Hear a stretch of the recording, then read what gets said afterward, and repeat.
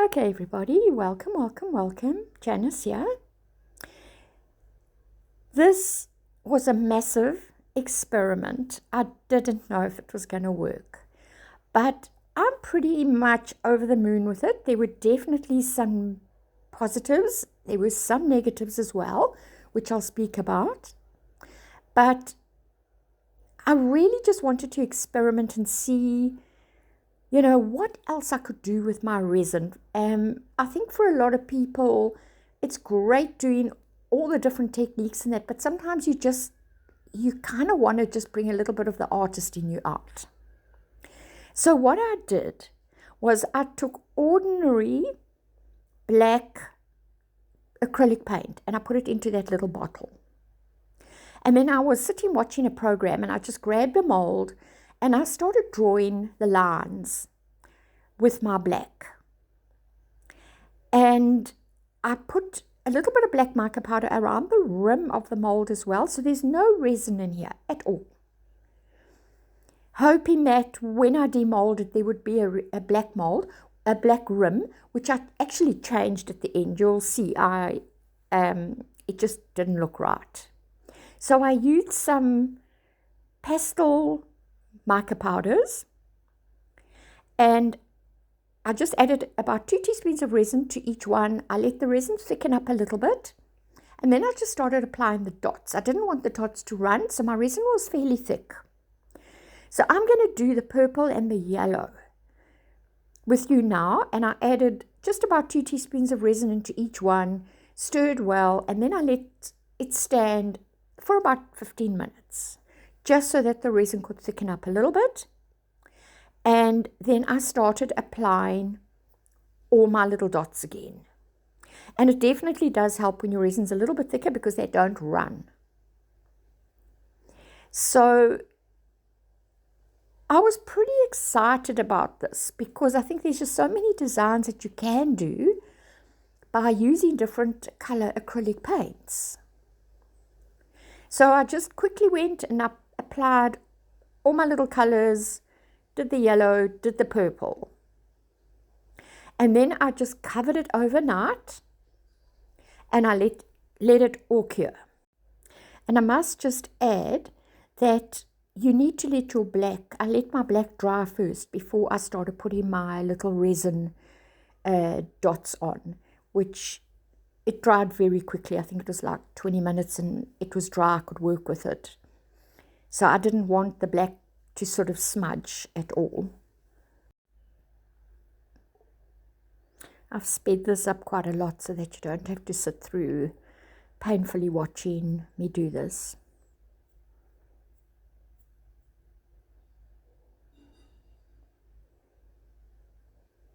Right, covered it.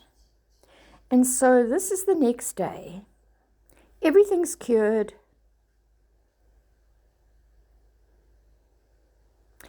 And I've got 200 grams of my 1-to-1 resin that I've pre-mixed. Now this is where I had a bit of an issue because I wanted a very sort of neutral color. I was hoping to get a very, very light brown. Now the only color that I had was this coffee color mica powder. So I thought if I added a little bit of that into my white, I would get a sort of a very light brown. Well, it didn't work out. It ended up this kind of gray silver color, and I eventually just had to go with it. I just wasn't getting the color I wanted. I really wanted more like a stoneware color that kind of made it look a little bit more, just so that the design would stand out a lot more. It just wasn't going to happen. It was, I eventually just gave up. So I eventually just used this, I didn't want to waste the resin, so I ended up using this color and I just had to hold thumbs. So it definitely wasn't what was in my head, but I went with it. And then I poured that over the entire mold.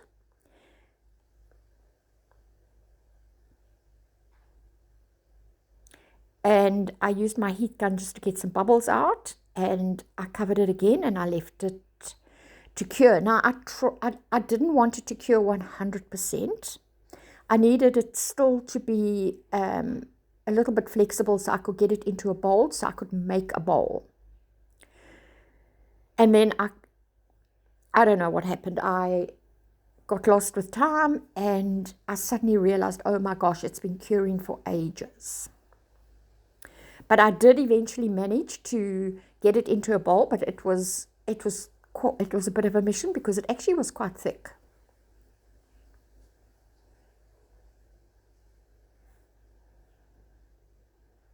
Just was not the color I was wanting at all.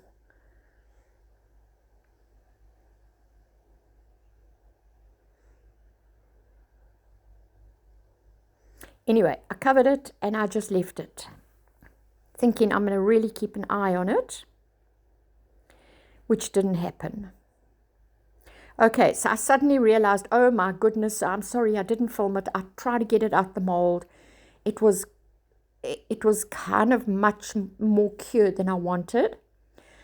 I had a bowl, and I realized I would have to use my heat gun to try and soften it a little bit. But I soon realized the bowl was just the wrong shape. It was quite thick. The actual the depth of you'll see now. I'm going to show you.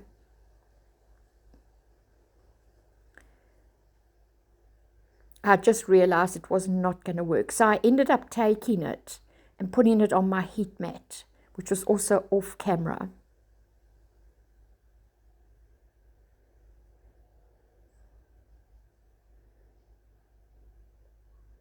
So you can see it is quite thick. And I realized pretty quickly that I was just not going to be able to use that bowl. So I actually had to end up, sorry, it was off camera. I had to put it onto my heat mat, so it really got warm. And I found a bigger bowl, and I did manage to get it in.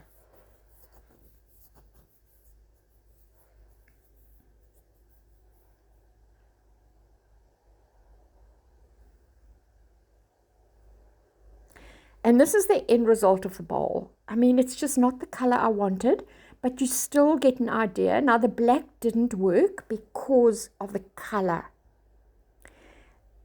So I just quickly trimmed the sides with my emery board. And then what I did was I actually had some silver, and I put silver around the edge instead of the black. And it kind of worked out much better. But yeah, I really wasn't kind of intending to have a sort of silver grey bowl. But I don't know. I think there's so much that you can do with this whole process. So that was the end result. I think I could have done something more with the middle, but I'll try that next time. Maybe I'll put some color resin down first and then let that cure and then do my design. That's what I could have done with this. But overall, I mean, that's the silver on now. So I just wiped some silver on, and it does kind of look better than the black. So that was it. I don't know. I kind of hope I've given you a few ideas to use. It's interesting, and I think there's some beautiful designs that you could do this with this, and using different acrylic paints as well. So thank you for watching, and yeah, I will see you on the next video.